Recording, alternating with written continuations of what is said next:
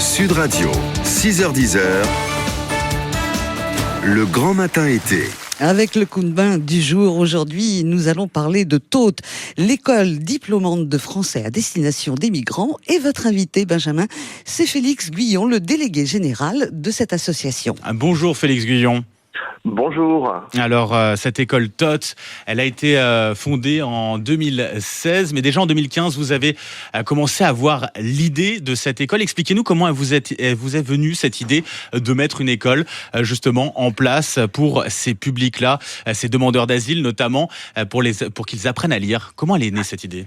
Et alors cette idée, c'est 3 jeunes femmes qui l'ont eue, Judith, Héloïse et Jennifer. Donc elles apportaient leur aide bénévolement sur les campements de migrants à Paris, et elles ont fait le constat en fait que au-delà d'avoir de la nourriture et un toit, les migrants, les demandeurs d'asile, réfugiés qui étaient là avaient un autre besoin vital, c'était celui d'apprendre la langue française en fait pour pouvoir s'intégrer dans notre société, pour trouver leur place.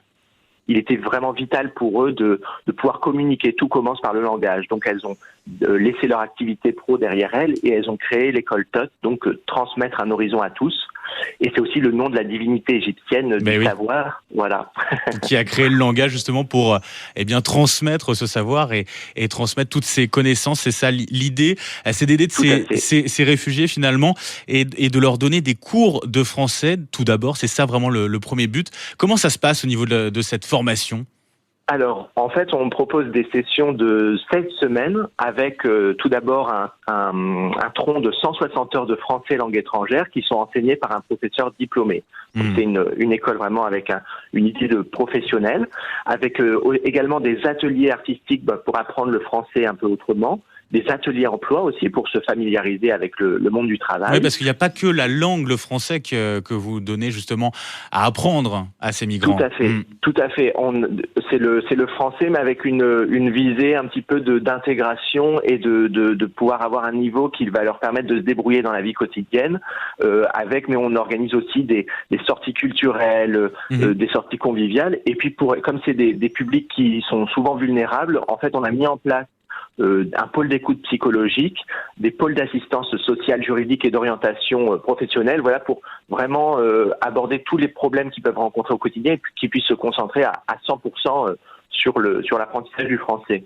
Parce que pour ces migrants, il y a beaucoup de problématiques aussi auxquelles ils sont confrontés finalement au jour le jour. Oui, tout à fait. Oui, c'est des gens qui sont parfois sans ressources, qui vont avoir besoin déjà de trouver un travail, et puis souvent qui ont traversé des épreuves assez difficiles pendant l'exil. On connaît bien sûr les gens qui traversent la Méditerranée, mais il y a d'autres étapes aussi compliquées à passer. Donc voilà, donc et puis au niveau administratif, bien sûr, de régulariser leur situation, d'obtenir le statut de réfugié. Tout ça, c'est des choses qui peuvent être vraiment éprouvante. Surtout que nous, on s'adresse à des gens qui n'ont jamais eu de diplôme. Donc, notre public, c'est vraiment le public qui est le plus éloigné de l'emploi. Et on va s'attacher à justement leur donner les outils pour pouvoir réussir leur intégration dans notre société. Parce que vous les aidez à obtenir un diplôme en langue française. C'est quel type de diplôme, justement, auquel vous les inscrivez finalement ?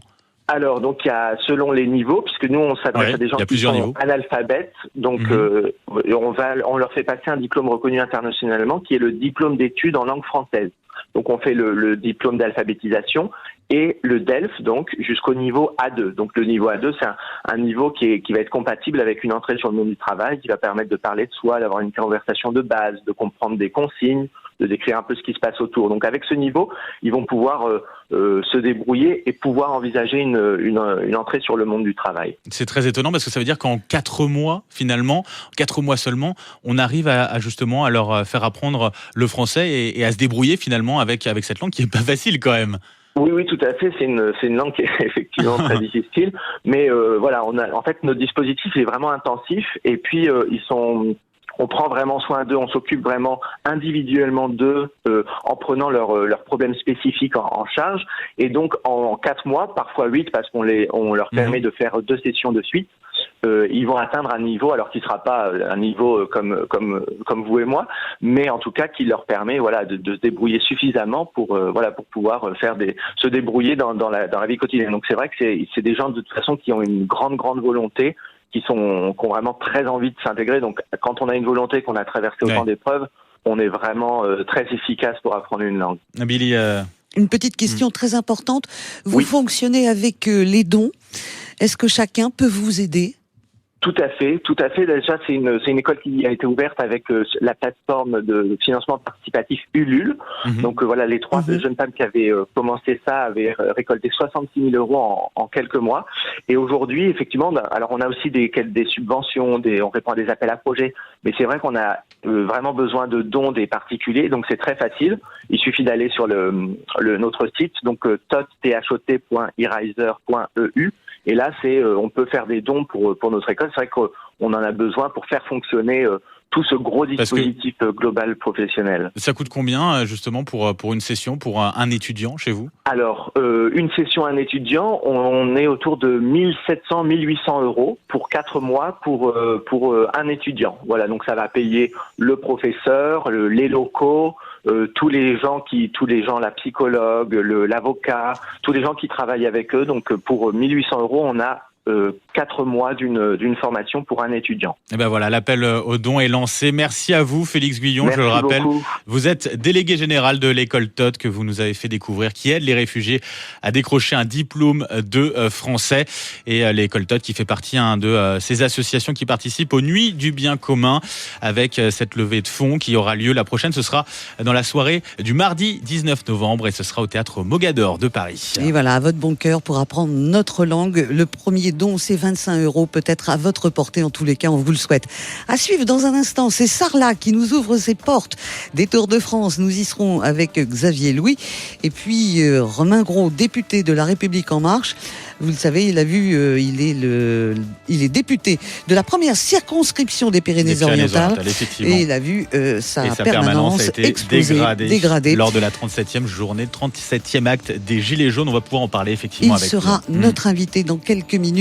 Et puis à suivre, évidemment, si vous jouez aux courses, elle se joue aujourd'hui, elle se court à Deauville. Les pronostics de Jean-Paul Delperrier et la météo où le vent arrive par la Bretagne.